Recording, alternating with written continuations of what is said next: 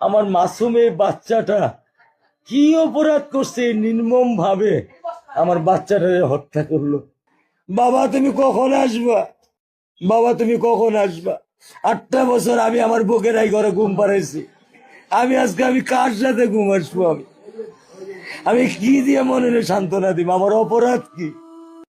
কোনোদিন একটা মানুষকে আমি সরি ছাড়া তর্ক করি নাই ভাইজান। তা আমার এই 8 বছরের মাসুম একটা বাচ্চা কি অপরাধ? আমি এই কলজাটা ছাড়া আমি থাকবো কেমনি?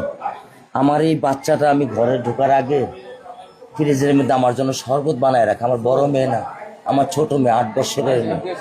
বাবা শরীরের ছবি এখানে লাগায় রাখছে। বাবা তুমি আমাকে নিয়ে যাবা? আমি বলছি আল্লাহ, বাবা তুমি আল্লাহর কাছে যাও, আমার তো নেওয়ার দিয়ে যাওয়ার ক্ষমতা নাই। আমার মেয়ে আল্লাহর কাছে চলে গেছে। আমার মেয়ে আল্লাহর কাছে চলে গেছে। আমার মাসুম এই বাচ্চাটা কি অপরাধ করছে নির্মম ভাবে আমার বাচ্চাটা হত্যা করলো। কি আমার ক্ষতি, কি আমার অন্যায়, কি আমার দোষ, আমি একটু জানতে চাই আপনাদের কাছে। আমার যদি কোনো দোষ থাকে, আমার কোনো যদি অন্যায় থাকে, প্রকাশ্যে আপনারা আমার ফাঁসি দিয়ে দেন। আমি এই বাচ্চাটা ছাড়া আমি থাকবো কেমনি? আমি কেমনি আমার এই কলজা টুকরা ছাড়া আমি থাকবো? আমার পক্ষে সম্ভব না। দিনে ও 50 থেকে 100টা কল দেয় আমারে। বাবা তুমি কখন আসবা? বাবা তুমি কখন আসবা? বাবা তুমি কখন আসবা? 8টা বছর আমি আমার বুকের এই ঘরে ঘুম পাড়াইছি।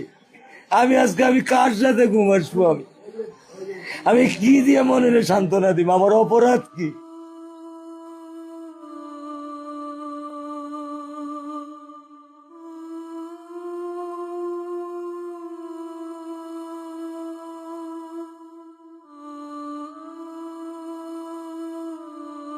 আসামি অ্যারেস্ট হয়েছে, আমি থানায় গিয়েছিলাম, কথা বলে আসছি যাতে মামলা ঠিক মতো সাজায়, ফাঁকফোকর না থাকে, দ্রুত বিচার শুরু করা যায়।